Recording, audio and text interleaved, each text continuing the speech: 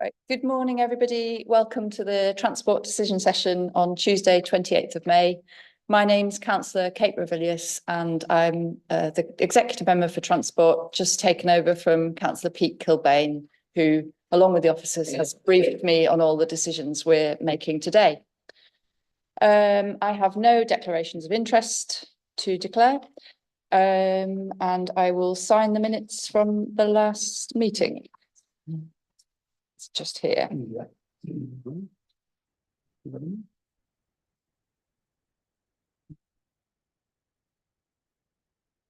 Okay.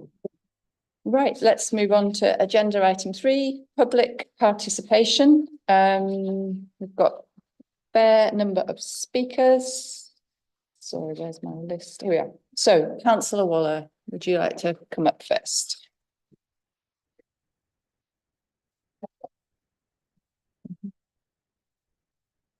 Thank you, Executive Member. I would like to speak with regard to the traffic regulation order requests from within the Westfield Ward, item 4. With regard to Q1 Croft Way, I'd like to welcome the introduction as proposed of the double yellow lines as requested by the vast majority of residents in response to safety concerns emerging onto Wetherby Road. I would more generally ask if there can be a review of the TRO process, as this particular item was put into the system in March 2022, and there's been ongoing correspondence ever since. There's been interest within the Acomb Green area for addressing of other requests, which I hope can now proceed as similar issues impact on the high numbered end of Acomb Green as at the section of the road on Croft Way, which is on Q1. There are a number of pinch points around the green which residents are keen to have addressed to improve safety, including the entrance to Acomb Cricket Club and the Bridge Club. With regards to Q2 St Stephen's Mews, I welcome the response to the residents' representations not to proceed. Q3 for Hounds Way, the initial officer response arising from the concerns over the visibility of street signs was to have either double yellow lines or else to relocate the nearby street sign for the gallops onto the street light, which has the sign for Hounds Way, indicating which street was in which direction. That relocation has taken place. However, the process for the double yellow lines has continued. Residents have asked me to come here today and reinforce their response that the original issue has been dealt with and there is no reason to pursue the matter. With regard to Q4, Thoresby Road, I welcome the revised plan for the double yellow lines in recognition of the response from residents in St Stephen's Road and to the refinement of the lines at the end of Thoresby Road from those residents to deal with the specific concerns that were raised initially. The advantage to having a parking lay-by continue along the frontage of 90 to 100 St Stephen's Road remains, and the estate improvement process should address that, and I will pursue with the residents on this issue. Thank you, Executive Member. Thank you. That's really helpful, and I'll take all of those into account. Thank you. Councillor Nelson.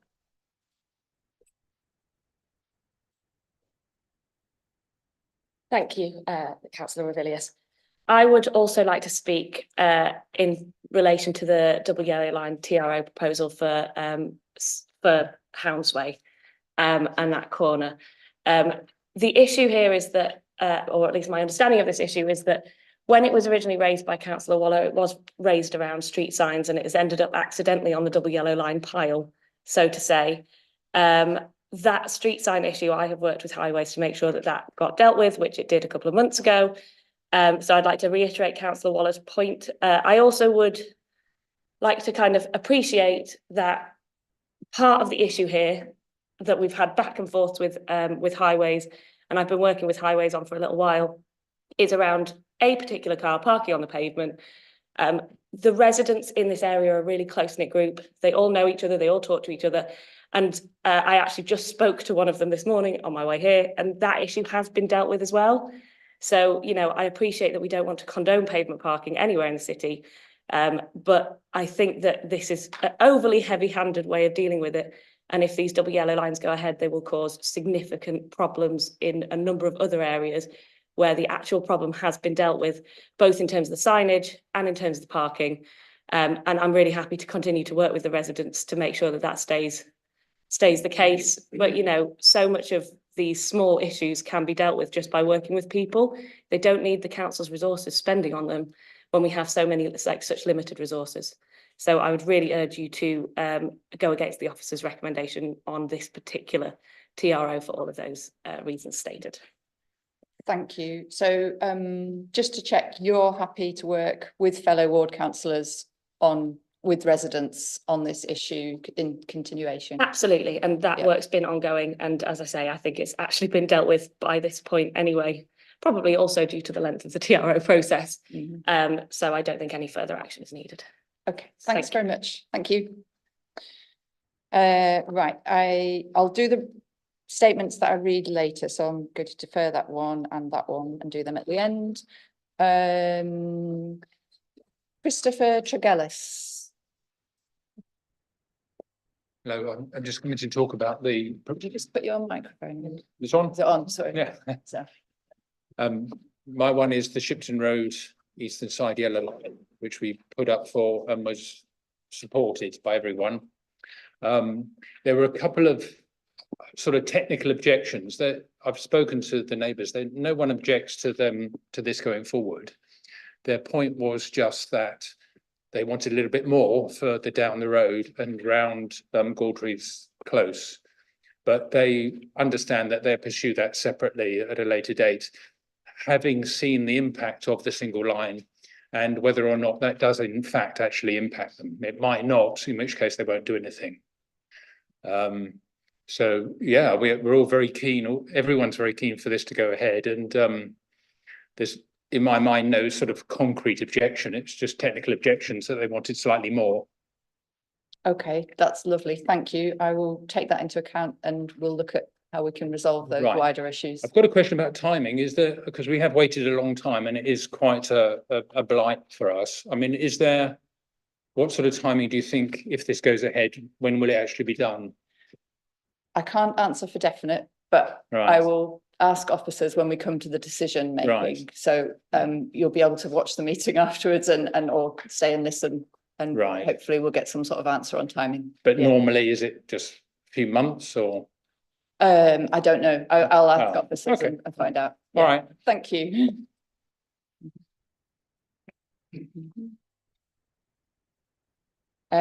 Susan Ayres.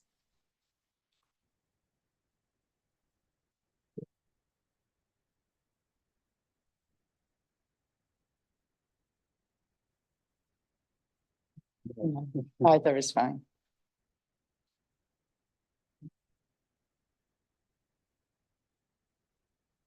Sorry, I should have said at the beginning, everybody has 3 minutes and I'll let you know when it's close to 3 minutes.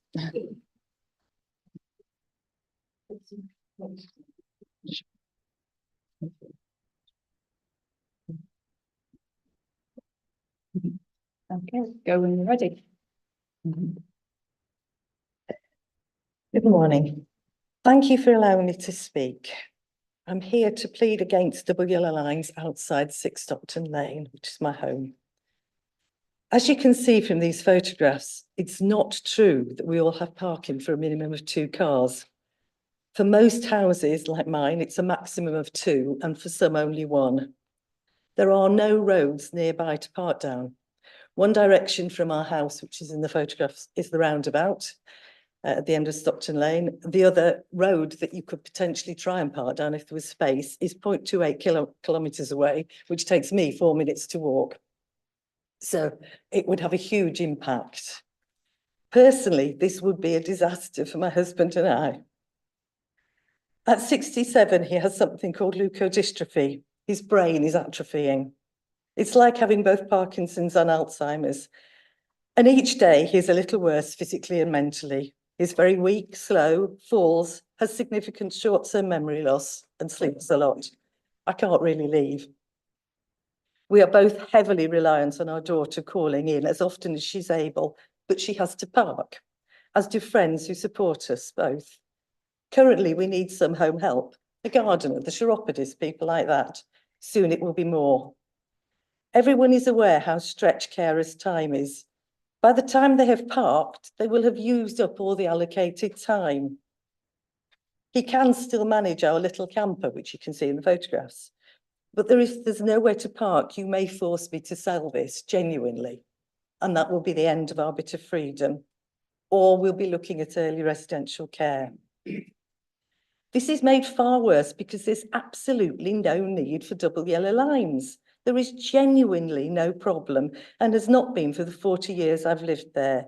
Even with cars parked, the traffic moves smoothly. The traffic jams are the roundabout and the bus stop. They're not the parked cars. I am aware my neighbours object to people out parking outside their house and spoiling the view, but we don't own the road. It belongs to York citizens. Sometimes people park there for a short time, sometimes a bit longer, but they move. Maybe they're going to the florist, maybe to the school round the corner. They're entitled to. We all have to live together and get on. I do have no doubt that people parking too close to Seymour Grove is a problem for those residents joining Stockton Lane. People shouldn't be parking too close to a corner. It's illegal. Most roads have yellow lines at the corners at the edge of Stockton Lane. Seymour Grove doesn't. Add these, ask a traffic warden to visit occasionally, and this problem can be solved much more easily for less money and without the impact it'll have on the rest of us. That's all you need to do, and that will be really helpful for them. Alternatively, please consider residents parking. Double yellow lines outside our home would have a massive effect on our quality of life, and they're just not needed. Nobody I speak to says, everybody goes, why? It's not a problem, and it really isn't. Please, I'm begging you, don't do this to us. Thank you. Thank you. I'll take that into consideration. Thank you.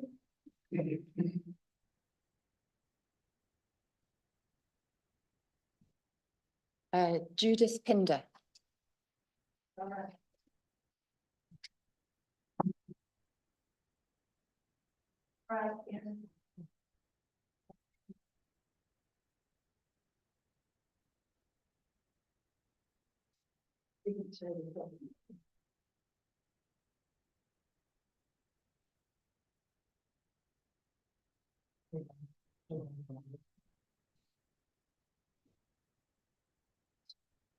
Thank you. So you have 3 minutes and start when you're ready.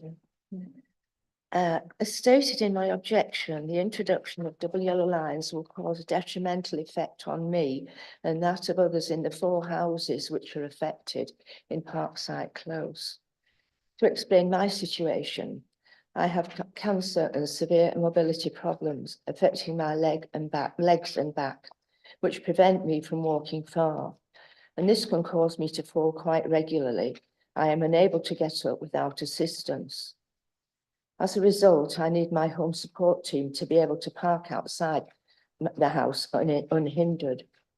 As a disabled person, I feel the proposal is discriminatory and a potential breach of the Equalities Act 2010, as I should have the same rights as other residents of Parkside Close. This proposed double yellow line scheme is not targeting public safety, but was raised by one resident in the Turning Head who felt inconvenienced. Since the objection period for the introduction of double yellow lines in the turning area of Parkside Close, the person submitting the initial proposal has sadly passed away. As nobody else has raised parking as an issue, should the proposal not be void? If parking in the Turning Head in cul-de-sacs is an issue, then why has Fir Tree Close not had the same proposal? Large vehicles, including council refuse collections and emergency vehicles, manage to use the Turning Head unimpeded. I've seen them myself. I note the officer's recommendation is to leave 5 meters to allow for 1 car to park. In view of 4 houses with short drives being affected, 3 of which are owned by elderly people with regular visits from family, friends, cleaners, gardeners, carers and tradesmen, this compromise will not be sufficient.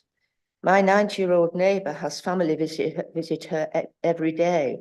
Some days for many hours. They stay quite a while.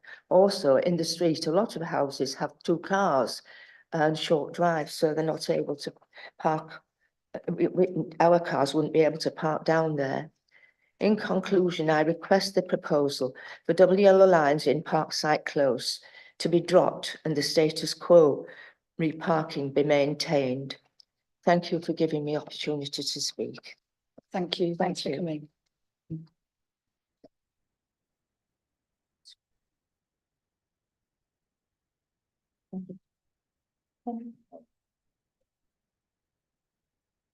Wayne Glaister. Morning. I'm here to talk about the parking on Turner Close in Huntington. Last year or the year before, we had a single yellow line put down our street on half of our cul-de-sac. No parking 10 till 4, which has worked well. We have an ambulance station, obviously, on Turner Close. One side of Turner Close, the main road in, was double yellow lined, and the other side was left open, so the ambulance staff could park half on the path, half on the road. Obviously, there's a lot of people work at the ambulance station. At the end of our cul-de-sac, there's cars that park from the ambulance station in the cul-de-sac, making it awkward for the end house to be able to get onto the drive. The gentleman who lives there kindly put a notice on one of the cars asking if they would not park there. The next day, the notice had been turned around and the ambulance staff had wrote on it, "We will park where we want. It's a public road." So I can understand why things are needed doing down Turner Close, but they built a great big ambulance station and a tiny car park for the staff. So the ambulance people just park wherever they can, which is totally understandable when they're trying to go to work. But blocking somebody's drive off obviously isn't good. At our end of the cul-de-sac, it's not an issue. Now you're on about making it so there's no parking on Turner Close in our cul-de-sac. If that's the case, we have 3 vehicles. I have a vehicle, my wife has a vehicle, and my daughter has a vehicle. I'd like to know where we're going to park, because there isn't anywhere else around there. Also, elderly family visiting. My mum and dad come quite regular. They're both disabled, have a blue badge. I just can't understand how you can say that we can't park outside our own houses. Okay. Thank you. No problem. Thanks for coming, and I'll take that into consideration. Thank you.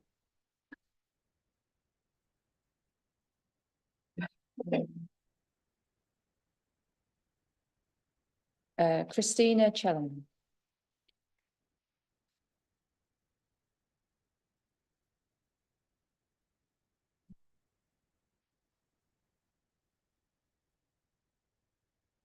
Start when you're ready. Good morning. I wanted to speak on the matter of M2 Nunthorpe Road. Thank you for the opportunity to be able to speak on this matter. I'd just like to give you some background to it. In July 2020, I put in a complaint to Councillor Pete Kilbane regarding the dangerous parking in bays near the bend on Nunthorpe Road. I suggested that if they remove 2 parking bays near the bend and then replace the missing bays further along on Nunthorpe Road, it would alleviate things. I was told that mine was the only complaint back then. Councillor Kilbane asked me to get my neighbours to email in their complaints and for us to get together a petition agreeing with my proposal. We did this and sent the petition in on the 9th of September 2020. In March 2021, Highways submitted their first proposal and suggested the removal of all 4 bays outside 50 to 53 Nunthorpe Road and the removal of the 2 hours parking outside the nursery on the other side of the road. We were dismayed as the common sense proposal we had put forward had been ignored. Councillor Kilbane met the residents on site on the 30th of April 2021. He sent an email to Highways that day saying he had met us and we didn't support the proposal.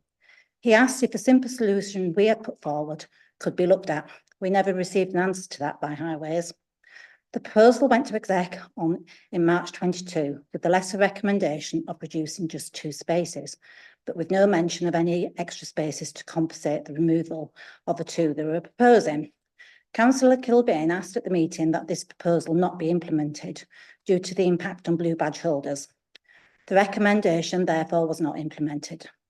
The residents sighed a huge sigh of relief, but in November 2023, Highways put in a more extreme proposal to get rid of 8 bays, 4 outside 50 to 53 and the 4 outside the nursery on the other side of the road. This extreme proposal was put forward due to the dustbin lorries being unable to get through. Myself and a neighbour went to see Councillor Kilbane at Clements Hall, only to be told he would be passing it as he couldn't have bin lorries not being able to get through, which we do agree with, but not by such extreme measures. However, when he looked at the proposed plans with us, he was as confused as we were with the proposal. Again, we had to email our objections and get another petition together. We are grateful that you have listened and are removing the bays outside 51 to 53, with a further request to implement an increase of 17 metres under another proposal. It would be so much more beneficial for the residents if both proposals could be implemented at the same time. I presume we now have to wait for another 12 to 18 months for another proposal to be advertised for the extra bays. I know that there are many more permits for the area than there are parking bays, so hope that you are true to your word and putting these extra bays as soon as possible. Thank you. Thank you. I'll take that all into consideration. Thanks for coming. Okay, thank you.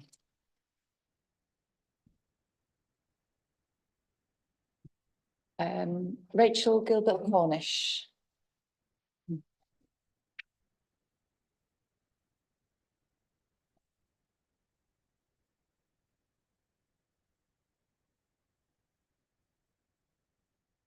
Morning. Thank you Morning. for letting me speak today.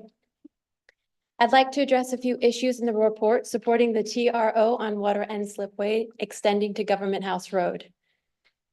The motivation for the report is to better support recreational users of the river area, but the report fails to address pedestrian and cyclist safety on Water End Slipway, where car traffic is introduced solely for parking.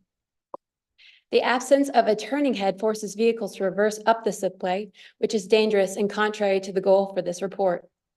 The council lacks the necessary information to determine whether the slipway parking area can legally be considered a road for the purpose of enacting a TRO, also overlooking the historic footpath status that questions the lawful authority of vehicle access. There is no statutory purpose for introducing parking on Government House Road.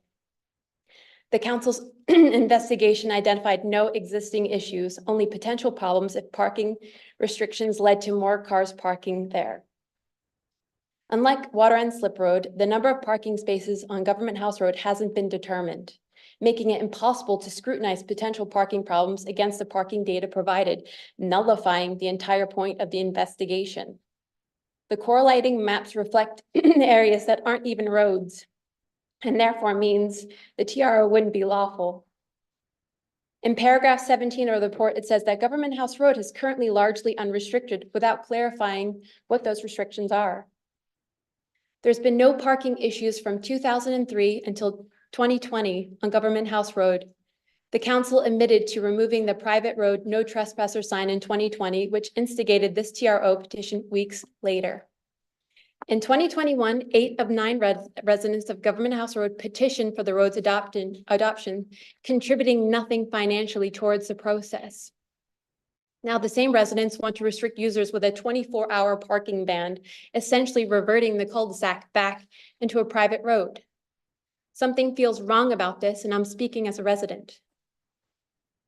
The recommendation to approve this TRO inadvertently acknowledges that the recent expedited adoption of Government House Road has seemed to cause problems, evidenced by residents' complaints of nuisance within the council's report.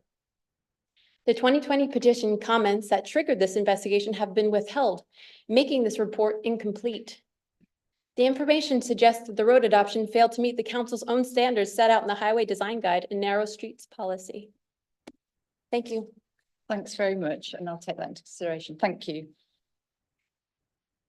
Andrew Beattie.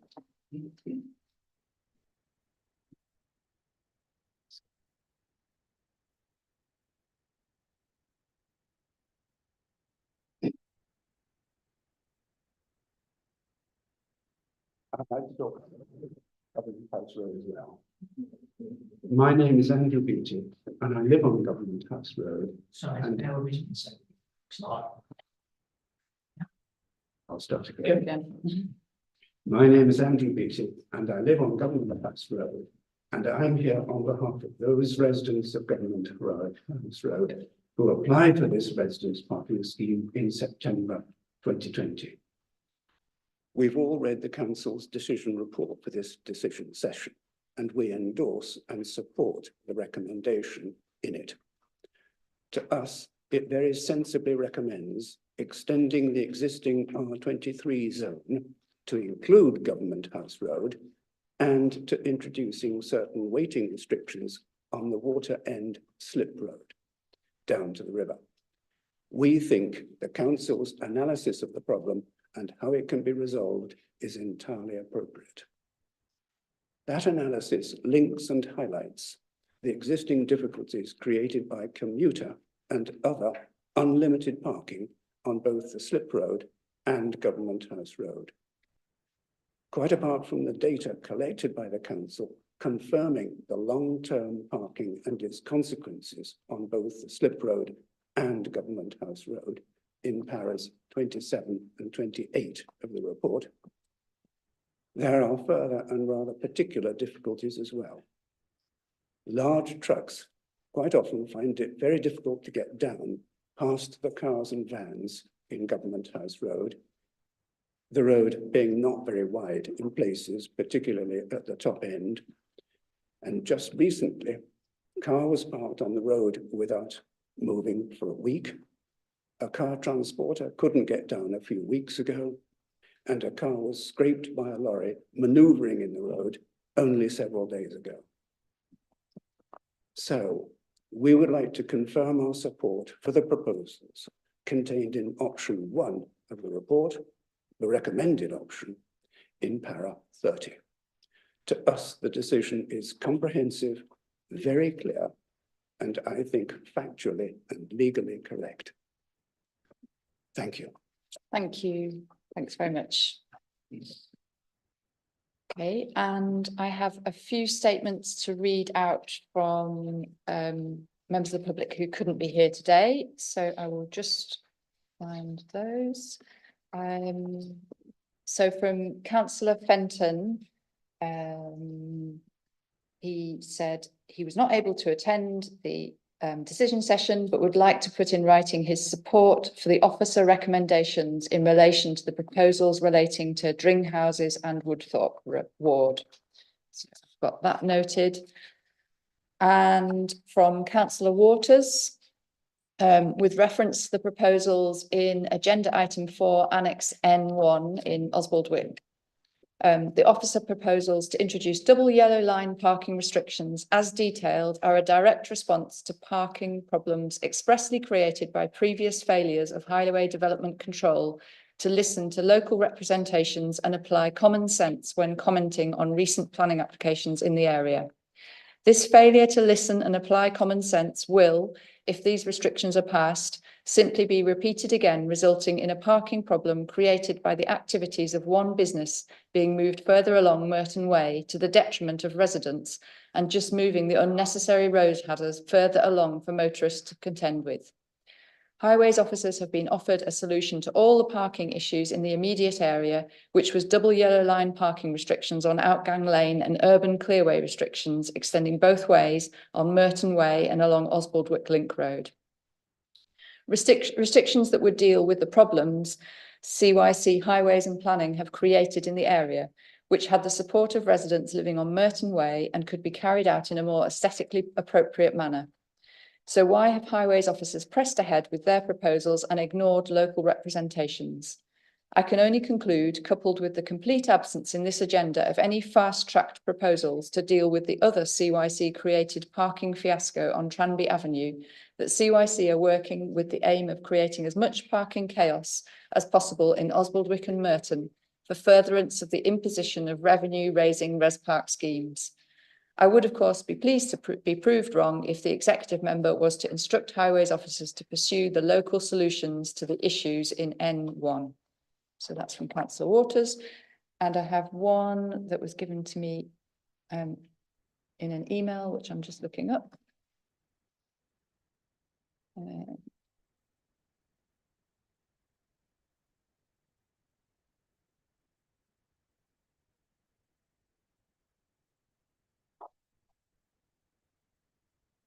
from councillor Steeles-Walshaw in relation to Annex K1 Brunel Court in Holgate Ward. I would like to raise the following objections to the proposed TRO on Brunel Court on Holgate on behalf of residents who live in the proposed area. The residents are aware that the person who originally raised the concern has now moved from the area, and residents believe that the full proposal as advertised was probably not as they originally requested. There are 4 residents who have raised objections, and these are the 4 residents out of 5 who would be directly impacted by the proposed changes.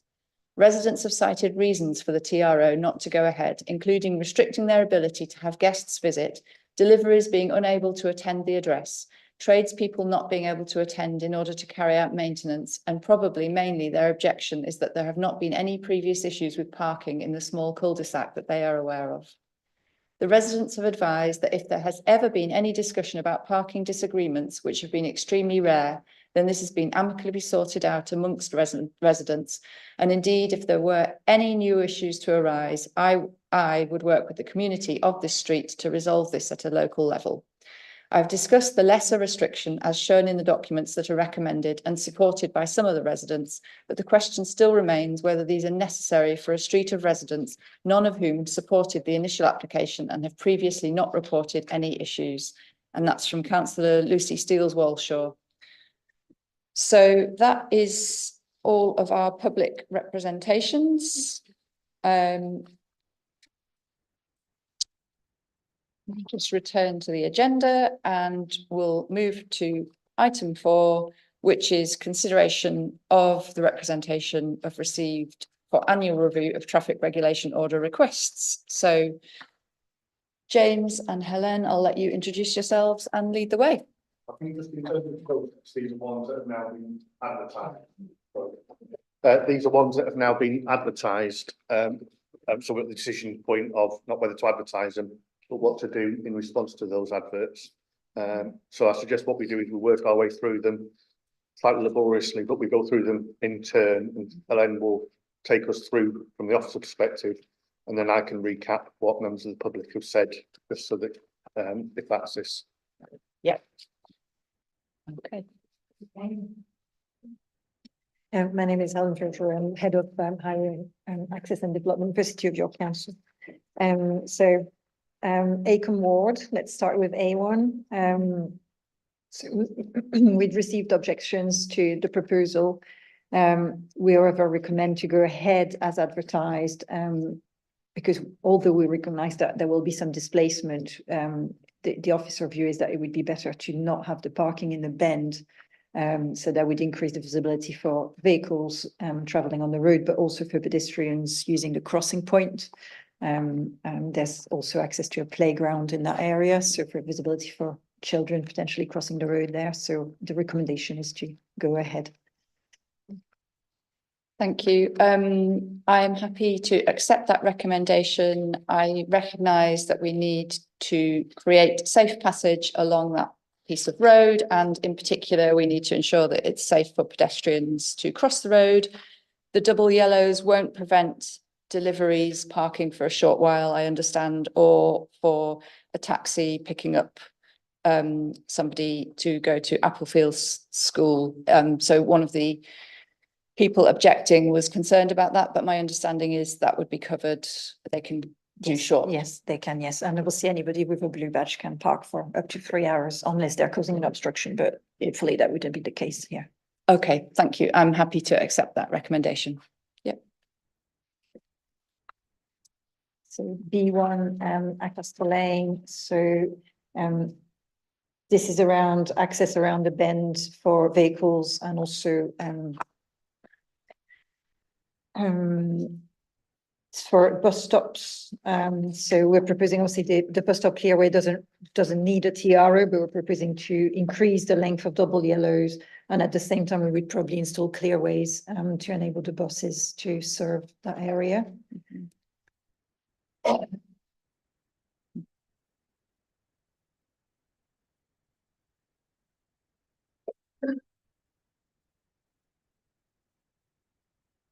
Okay, yep, I have had a look at this one.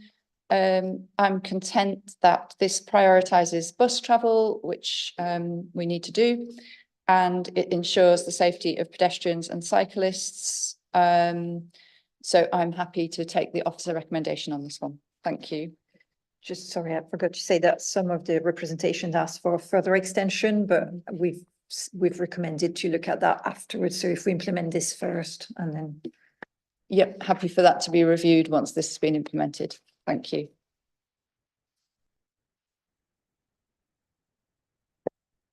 Go to Annex C. So C1 is really junction protection measures. So a standard 10 meters and then slightly shorter 8 meters on the Surrey Street. Again, this is for sightline vehicles exiting and accessing and better access to what is quite a narrow set of streets. Yep, thank you. Again, I've had a look at this one and read the objections. I think we need to be clear that we can't guarantee that people have parking within sight of their house. It's a public highway and anybody can park on the highway, but not necessarily directly in front of your house. Somebody mentioned disabled visitors. Blue badge parking, I understand, would be allowed. So that doesn't necessarily raise a problem. And we have to put the safety of pedestrians and cyclists first. We need to, and we need to facilitate access for our refuse lorries and emergency vehicles. So I am happy to take the officer recommendation and to go ahead with this one. Okay, C2, the next one, Little Avenue. So we had complaints about vehicles parking, meaning that the turning head was not fully available. The proposal is to implement double yellows.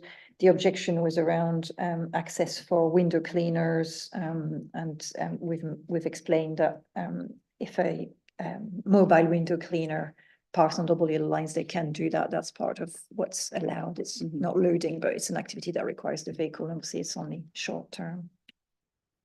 Okay, yeah, again, thank you. I'm happy to take the officer recommendation on this one, as I think the objection has been satisfied. You know, we can satisfy the needs asked in the objection. So, yeah, thank you. And the next one is Rockcliffe Lane. So that's near the junction with Shipton Road, where there are regular issues with parked cars and then issues with the traffic around that signalized junction. So the recommendation was to remove the parking by implementing double yellow lines, so that we would help with traffic flow. It's also issues with cyclists getting squeezed, because when you've got parked cars and people trying to get through, so all this consideration really of traffic around the junction has led to this recommendation. Thank you. Yes, again, I'm happy to take the officer recommendation on this one. We need to make sure that traffic is flowing safely and that pedestrians and cyclists are safe as well. So yes, there is good reason to implement this one. Okay, the next one is D1 in Copmanthorpe. So this was initially proposed by the parish council, who then, I guess, fought again and then objected. And we've checked with the public transport team, and they're saying that they've never had any issues with public transport getting through at this junction. This may be reviewed later on in the year as the development further up Tadcaster Road comes online, and we will have to look at drop curbs and tactile crossings. So if we needed restrictions at that point, then we might re-advertise something probably different. But so at this stage, we're thinking no further action required. So we're not implementing what's proposed. So can I just check, can we make sure that we definitely review this when the development comes forward and the tactile crossing is considered, so that it doesn't end up being out of kilter with that decision? But yes, otherwise I'm happy to accept the officer recommendation. Thank you. And so Annex E, drink houses and Woodthorpe. The first one is Scar Road, so similar to previous ones we've looked at, it's really around access and vehicles being able to see other vehicles coming in. And not meeting vehicles in the middle of the carriageway. We were recommending implementing double yellow lines along just down the first two properties, basically on that road. Yeah, I am happy to take the officer recommendation on this one, and the ward councillor also was supportive. So I think there is good reason to do this here. Thank you. E2 junction protection really, but we're proposing lesser restrictions than what was advertised. So we would continue with the junction protection on Highmore Close junction with Highmore Road, but not implement the double yellow lines on the other side on Highmore Road, so that we reduce the impact on parking while still protecting the junction. Yep. Again, I'm happy to accept the officer recommendation and just to keep a bit of an eye on what happens in the area, and if we need to reconsider the double yellow lines on the other side of the road, we'll return to it. Yep. E3 Charles Pumps, so again, this is a lesser restriction recommended. We're proposing to leave about 6 meters near the garages, as we understand that people sometimes do park there in front of their own garage, and we don't see this as being an issue. So just a slight reduction in the length of double yellow lines. Again, yes, I'm happy to accept the officer recommendation for this one. Thank you.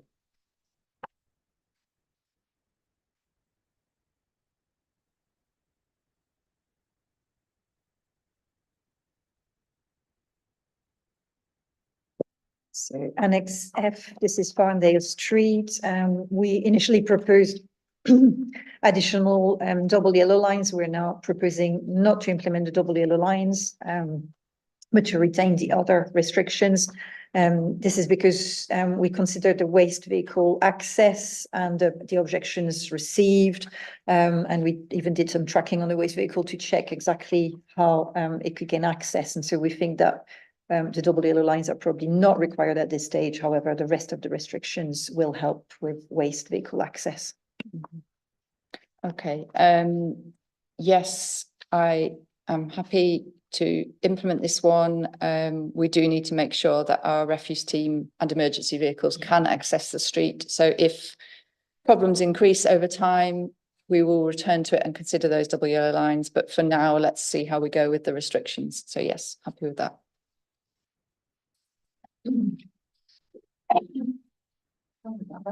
All right. So the next one, Annex G, Connaught Square. So we are again recommending lesser restrictions than what was advertised, taking into account the representations and also further officer consideration. So we're proposing double yellow lines, but leaving one side of Connaught Court available for parking, and then also leaving a little bit more space on Connaught Gardens, as there are drop curbs and access there. So generally should improve vehicle access, but remove retain a bit more parking for residents and people working in the area. So just a question on this one. Do we know how wide the road is on Connaught Court? And if there is parking on one side, is there definitely space for vehicles to pass on the other side? Yes, we'd reviewed that, and there would be sufficient space for vehicles to pass. That's our assessment. Okay, and so I noticed that the pavement on the side where the double yellows are being implemented on Connaught Court is the curb is incredibly low, almost non-existent, and currently the parking that's happening is happening on the pavement as well. It's where the double yellows are proposed, but we absolutely need to we can't have pavement parking because it causes an access issue for people. So I think I'm very happy to implement what's been proposed here, but also to just keep an eye and make sure that pavement parking isn't happening on the other side of the road. Hopefully the double yellows will deal with that problem. Yes, and that's part of why the change is recommended, is because we're proposing to keep the parking where there's no footway, so that we would hopefully have cars parked where there's no footways, and they wouldn't park on the opposite side, because there would be double yellow lines, and the footway would hopefully be protected, but Yeah, that's fine. Thank you. So yes, I'm happy to implement that as suggested.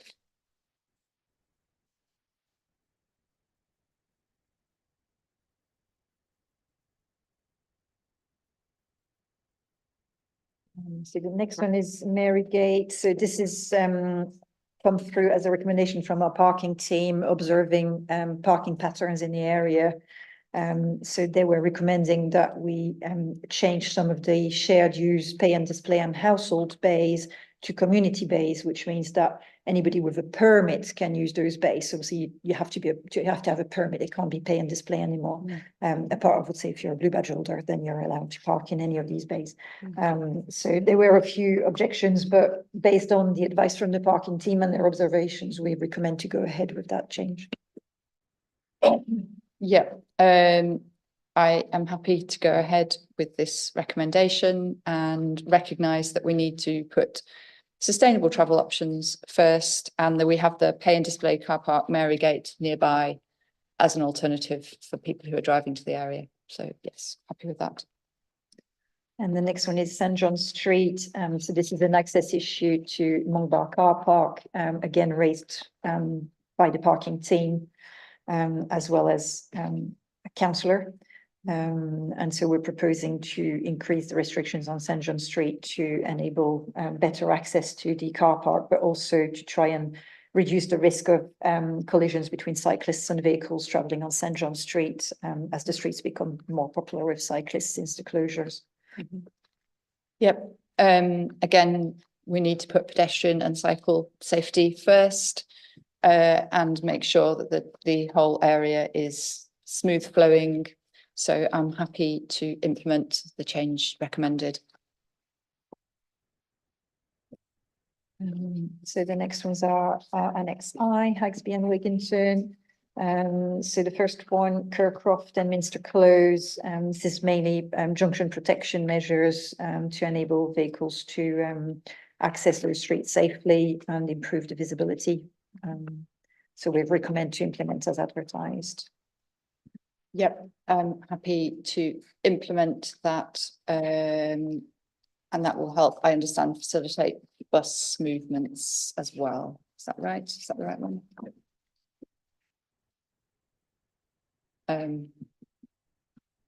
Yeah, so I'm happy to go ahead as advertised.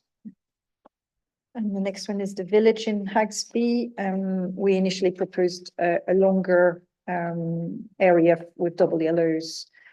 But looking at the objections received and the comments, we've got quite a lot of drop curbs in that area that will serve the same purpose in terms of people not being able to park in front of accesses. So we're proposing a lesser restriction, basically not putting double yellow lines in front of the drop curbs, but implementing the rest. Yeah, I'm happy with what's being proposed, and again, it's one of those ones just to keep an eye on, but let's see where we go with this. Thank you. So the next one is Annex J in here, Darnbrook Walk. So this is linked to access to St. Aldred's Primary School, and issues with parents and carer parking at school times mainly. And so we're proposing some restrictions there to address the school parking issue at peak times. There were representations to extend the restrictions, but we feel that it would be best to try and implement those school related restrictions first, and then review later on if issues persist. Yeah, thank you. So with regard to if we wanted to extend the timing of the restrictions at some later point, how quickly would it be until we could review it? Well, I guess we would want to implement this first, and then probably give it maybe a 6-month period first to be able to observe how it's working. There is another factor to take into account, is that the north of Darnbrook Walk would become a active travel access for the new housing development just to the north. So we'll see once this become active and open, we might have to review the restrictions anyway to ensure that cyclists and pedestrians can access safely. So that might be a good point to review this as well. Okay, yep, thank you. Yes, so I'm happy to implement what's been proposed, but I'm also aware that there were a number of representations suggesting that the restrictions might need to have longer hours around them for after school clubs and so on. So I want us to keep a careful eye on this, and if we need to extend the hours, to do that as swiftly as possible. So yeah. So next one is J2. So we had the speaker up today about this one. So the issues really, so it's a two main things. So there's something around protecting the junction of Seymour Grove, so traditional double yellow lines at this junction. But there are the other issue is the vehicles parking on Stockton Lane. And that means that when vehicles are approaching the roundabout, they are actually on the wrong side of the carriageway because they're passing the parked vehicles. And so we feel we've identified a safety issue here. All those properties do have off-street parking. I recognise the representations made in writing and obviously today that it doesn't mean that people don't need on-street parking because they might have extra vehicles or visitors. But we have also identified the fact that there is space for parking on driveways where we're proposing the double yellow lines. And there is parking available further along Stockton Lane, obviously, depending on people's ability to walk. The double yellow lines, as we stated before, obviously don't apply to people with a blue badge. They could still park there for 3 hours, or people loading can still load. So we are recommending going ahead with these restrictions. Can I just check if the person who came to speak wanted to apply for a disabled parking space, a blue badge space, would it be possible to provide that in the vicinity of their home? Is that something that could be considered?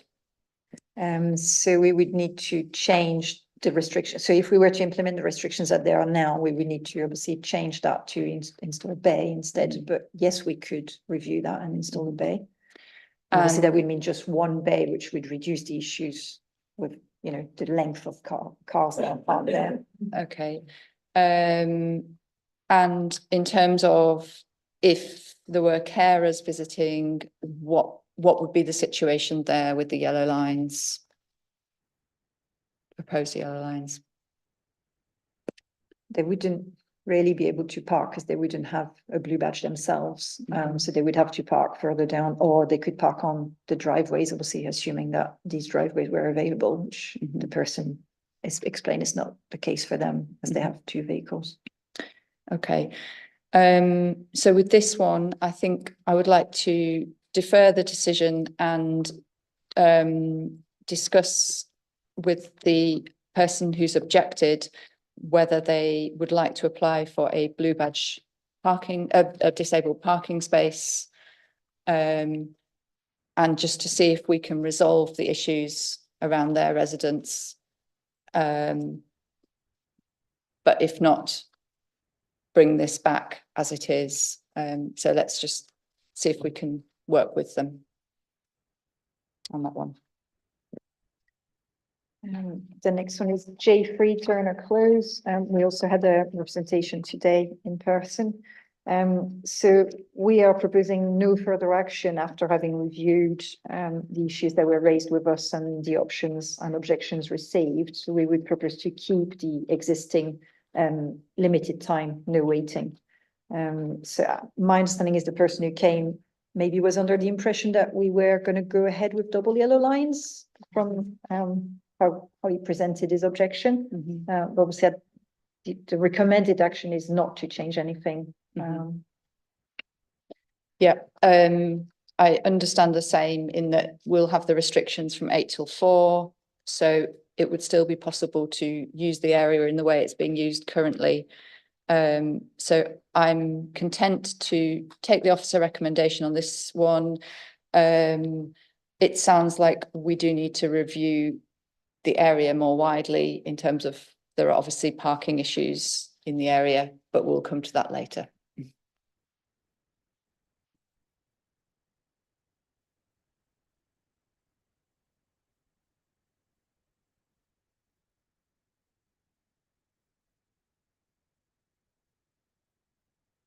So the next one is K1, which is Brunel Court. So we had a written representation, I think, on K1. Yeah. From councillor. Yeah. Yes. So we initially proposed to implement double yellow lines for the whole of the turning area, taking into account representations that were made. We're not proposing to only implement them alongside number 47 and just in that turning head. That also gives access to the bus stop and the footway on Kingsland Terrace. I think the officer recommendation really is to enable the vehicles to access turnaround, but also to make sure that this access to the bus stop and the footway remains available and that no vehicles are parked in that corner. This is why we were proposing this. Obviously, the representation from Councillor Stills Walsh was that the residents didn't want any action taken.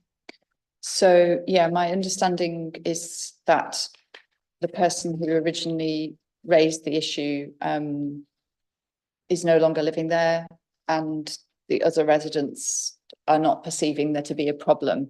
So given that Councillor Steels Walshaw has offered to work with the residents on any issues that do arise and to keep an eye on the area, I think what I'd like to do is defer this one, review in 6 months' time just to check if there are problems in the area, but leave 6 months without doing anything to see if we can resolve it without putting restrictions in.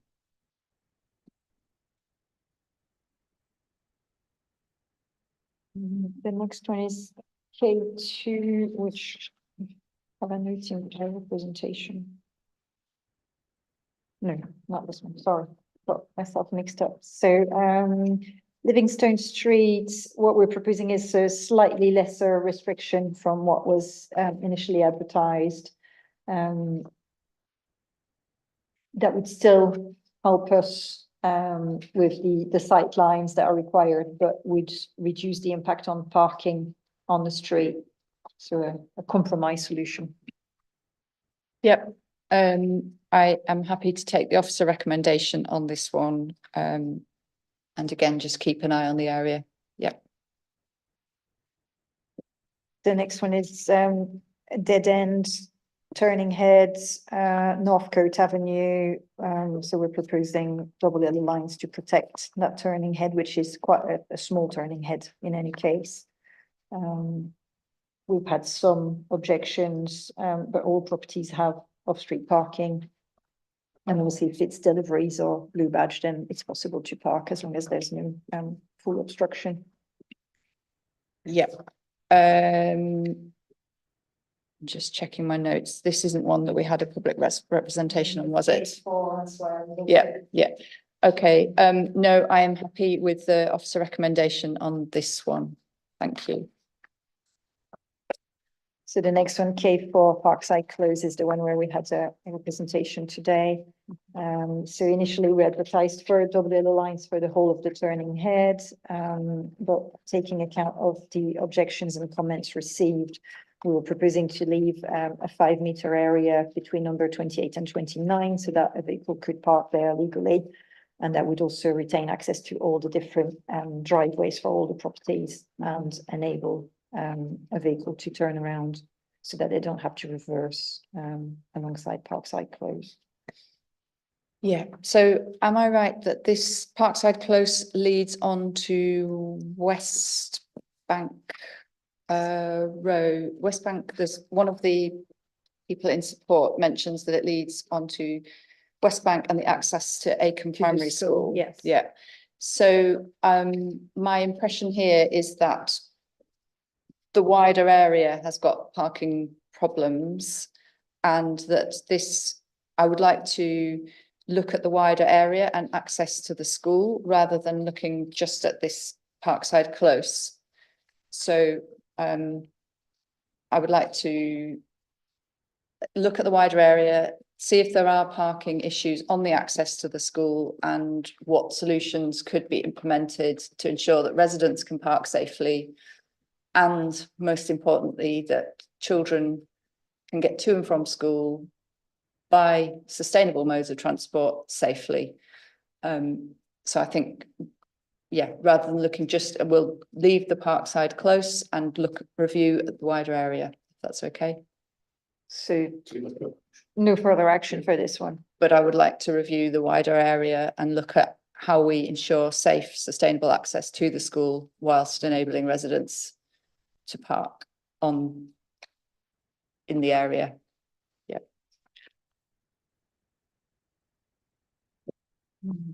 K5, again, this is protection of turning areas. We're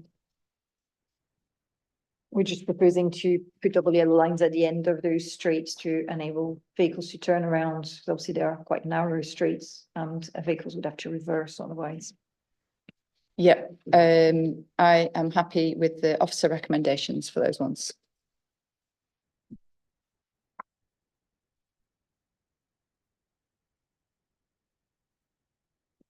Next one is Huntington New Year's Week. So this is Geldof Road. We're proposing double yellow line. Sorry, again. We're proposing double yellow lines in the bend. It's really for a matter for visibility, vehicle visibility, and it's quite a small area. Yep. So again, I understand that blue badge holders will still be able to park. So the person who was objecting should not be adversely impacted by this. Am I correct on that? Well, they would only be able to park for 3 hours outside their house. So, but if it's to drop somebody or pick them up, then yes, no problem with that. Yeah, and there is still parking along the road, just further along, not far away. Yes. Yeah. I think just to flag about the blue badge park on double yellow lines, obviously this is because of the danger caused by parking on that location. So yeah, a police officer may take a judgment call. Yeah, absolutely. Yeah, and we have to prioritise the safety of the road users. So I am happy to implement what's recommended here.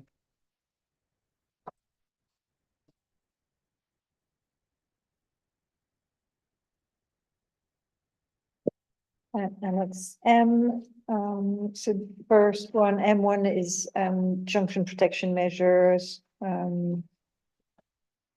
Basically just to enable visibility and vehicles entering and exiting. Is this, it isn't the one where we had public representation, is it? It's the next one, sorry. Yeah, yes, I am happy to take the officer recommendation on this one and implement as shown. So M2, so we've got slightly revised proposals. So we would keep the Risk Park Bay on the south side of the road, but have no waiting 8 to 6 on the north side, remove an area of Risk Park Bay, and then re-provide an area of Risk Park Bay further down. Now, as this was originally advertised without the reprovision of a Risk Park Bay, we will have to go and advertise that. So the officers were proposing that we first go and advertise the additional bays before we remove. So as the public speaker was asking, so that it's all done together to reduce the impact on parking. Okay, that's great. That's exactly what I was going to ask you. I'm happy for this to go ahead as long as we make sure that we provide the alternative at the same time as removing.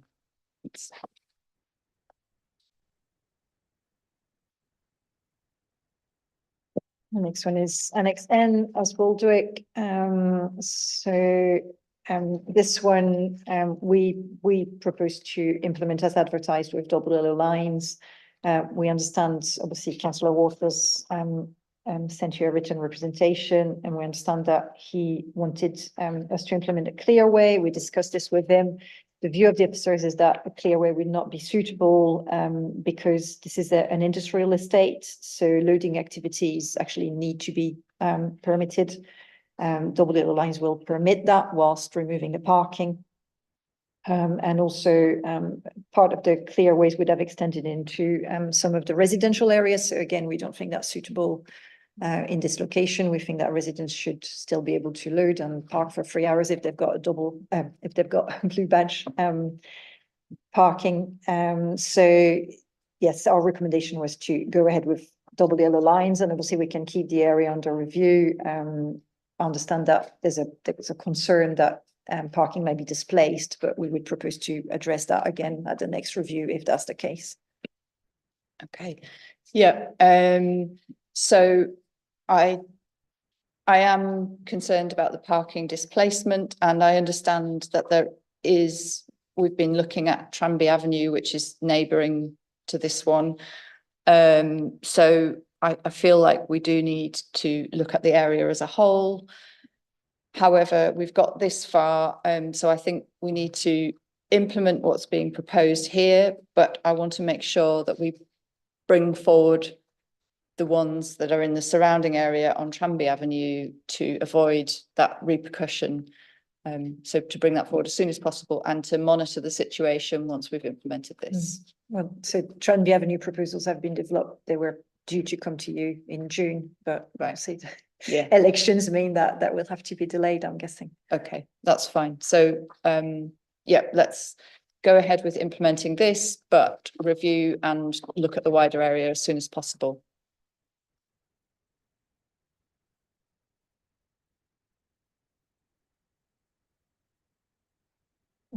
So the next one is Annex O, Rawcliffe and Clifton. Mitchell Way is O1.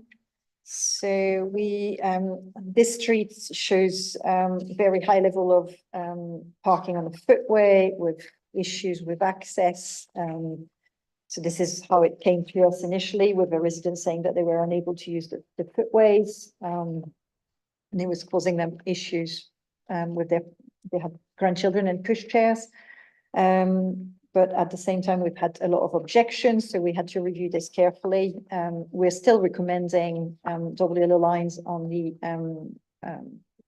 southern side of Mitchell Way. And the reason for this is because this would remove less parking than if we put it on the northern side. So we keep more parking by putting the restriction on the south. That's because the northern side doesn't have so many accesses for driveways. So we would keep additional parking capacity. We also protect the footway to the south, which is the one that is more used by the residents. So that this is why the recommendation remains for the southern side, even though there were representation asking for it to be swapped to the northern side. So just to be clear, the recommendation is the diagram that I have at the beginning. Yes. Yes, of just covering the southern side of Yeah. Mitchell Way.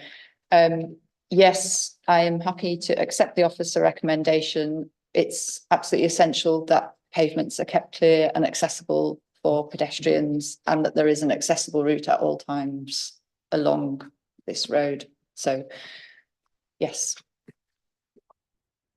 The next one is Shipton Road. We had a representation in support in person.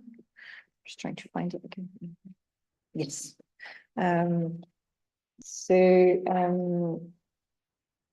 This is just extending the no waiting to try and protect the footway, which is very, very narrow, and also help with traffic flow in that location. Generally, as you've heard, residents were in support. There was one representation in objection, and then the other presentations were really about extending the restrictions further, as we've heard today, which we would propose to keep under review and look at the next time we review restrictions in that area. Yep, thank you again.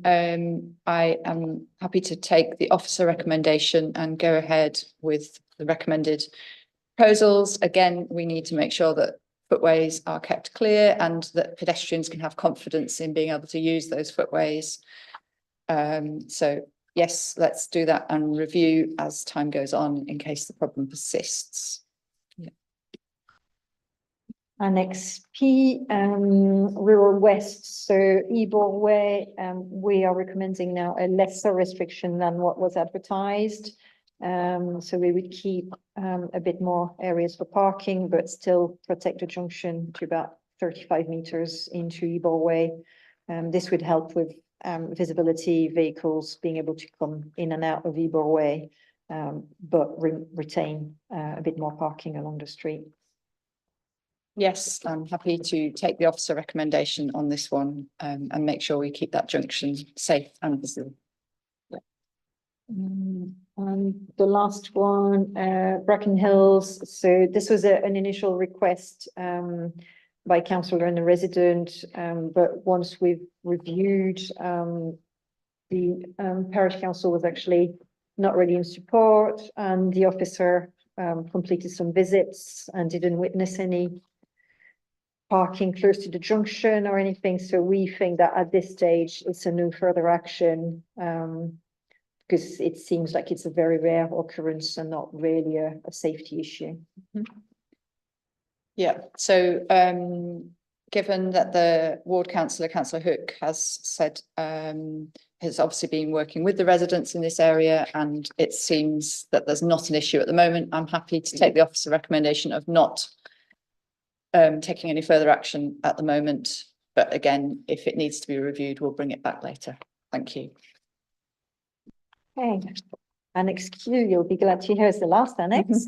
So this is Westfield Ward. So the first one is Croft Way. So issues with vehicles parking near the junction, making it difficult in terms of visibility, and also vehicles accessing and exiting. Our recommendation is to implement the double yellow lines as advertised. This was supported by Councillor Waller. Yeah, so yes, I am happy to implement this one as recommended. I'm also recognising that there is a long delay on the TRO process on many of these, as raised by Councillor Waller, and I think we do need to look at how we're dealing with the TROs and review the process. So I'm recognising that, and we'll look into that. Yeah, but let's implement as recommended. And I also recognise that the wider area, again, many of these don't address problems across the wider area, and I think within our transport strategy and our movement and place plan, we need to be having a review of how the res park system works, so that we don't keep exacerbating problems by making small changes in one place. So those are things for us to look at. But in this particular case, let's implement this decision as advertised. Thank you. The next one is Q2, St. Stephen's Mews. After having reviewed the situation on site and the representations received, we propose no further action for this, as all the properties that require access seem to be happy with the status quo. Yeah, I'm happy to go with the officer recommendation, and obviously if further problems do arise in the future, we can revisit that. Yeah. Next one is Q3. So we had representations on this one. So as explained in the representation, this started with an issue with a sign or a street name sign. But when officers visited, we identified an issue with footway parking, which seemed to be a regular occurrence in what is a junction, and obviously, well, with the potential for damaging the footway. So we felt that double yellow lines were required to address this. Obviously, representations today stated that maybe that wasn't the case anymore. So I think we need to be absolutely clear that pavement parking is not condoned, and like I said earlier, pedestrians have to have confidence that they are safe and that the pavement is always clear for them to use. So I'm not prepared to ignore the pavement parking. It's even on Google Street View, there is car park there, so it's obviously very regularly parked there. However, I also recognise that both Councillor Waller and Councillor Nelson came to talk and are prepared to work with the local community. So I think what I'd like to do here is defer this for 6 months allow local ward councillors to work with the community to resolve this issue so that there is no longer pavement parking happening here. And we will look at it again in 6 months' time. And if we need to reconsider the yellow lines at that point, we can come back to it. But let's see if it can be resolved locally first.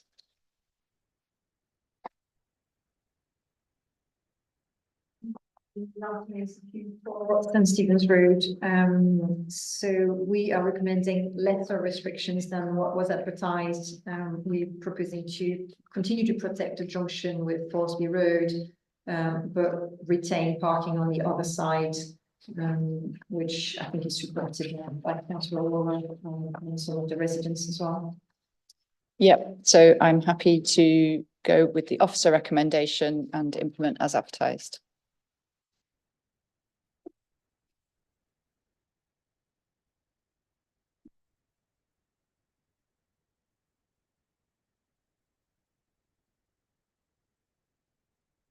Right, okay, that brings us to the end of item 4.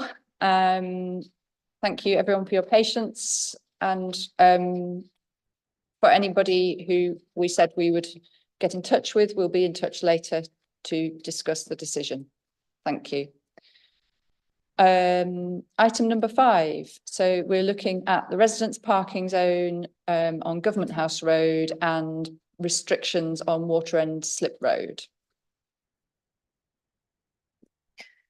So this is a joint consideration really of 2 areas. So we received a petition for resident parking on Government House Road, which we considered initially, but at the same time or similar time, we also received a representation about the use of the parking area on the slip road. And it was reported to us that commuters seem to park there. So we undertook parking surveys, which confirmed that, and that's provided in the annexes and summarized in the annexes. And so we're proposing to address both issues together, because if we were to restrict parking on the slip road, it is very likely that that parking would displace onto Government House Road, which is the closest street and currently has no parking restrictions. So at the moment, this is simply a recommendation to start the statutory process for advertising. So we're not asking for a decision as to whether it should be a risk park zone, but simply a decision as to whether we should advertise the amendment to the traffic regulation order to look at introducing resident priority parking on Government House Road, and to look at limiting the waiting duration on the slip road. We're proposing restriction to a maximum of 2 hours with no return within 1 hour, and that would be 24 hours and 7 days a week, because what we've realized from the data is there's even probably people who park on a slipway to actually go catch a train because they seem to be parked for the whole weekend. And so obviously that doesn't fit with what we think the slip road should be used for, which is more the amenity, access to the river for short duration.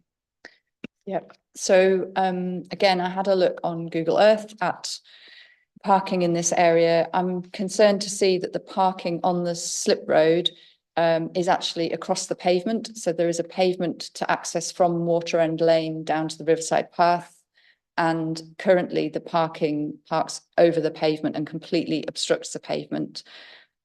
So for this, I think we need to review the any parking on that slip road and make sure that any parking that is provided doesn't obstruct access for pedestrians. And because also this is a link between the orbital route and the Riverside route, it needs to be of highest priority for pedestrians and cyclists. So that needs to be taken into consideration for, again, what parking is provided, if any, on that road. I was concerned by the public speaker who talked about vehicles needing to reverse up that road. We don't want a situation where pedestrians and cyclists are put in danger from that kind of manoeuvre.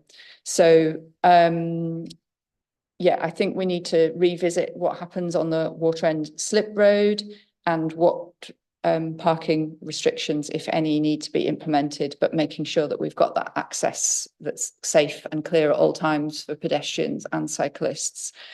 And also it needs to be consistent with what we're providing on equivalent roads across the city.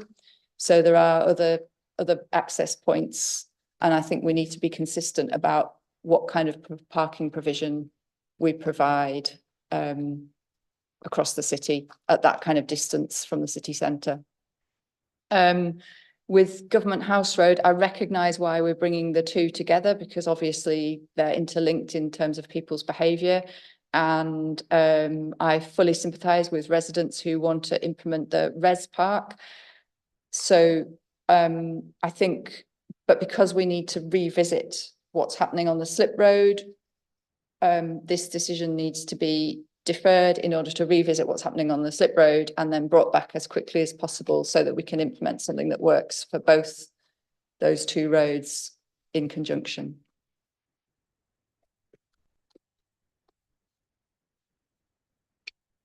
So in essence, we're deferring the item. Deferring, but yeah, with priority to sort out what's happening here and make sure that the slip road access works for pedestrians and cyclists.